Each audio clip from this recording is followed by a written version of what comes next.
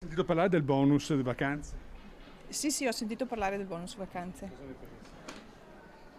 che è una mancetta e quindi sì, non mi sembra una proposta seria.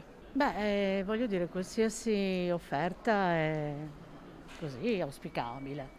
Basta che non sia come quella delle biciclette elettriche che ho sentito che è un macello. È una cosa buona da questo punto di vista, è il meccanismo che è sbagliato. Non si può pretendere che l'albergatore versi l'80% che dopo lo detrae dalle tasse, che forse è in negativo anche, e il 20% lo stesso è sbagliato.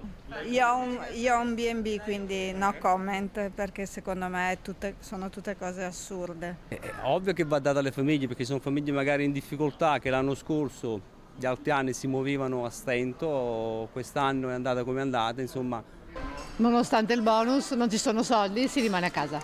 Ancora ritirare la cassa integrazione, quindi Non è molto convinta. no, per niente. Non basta neanche per vivere.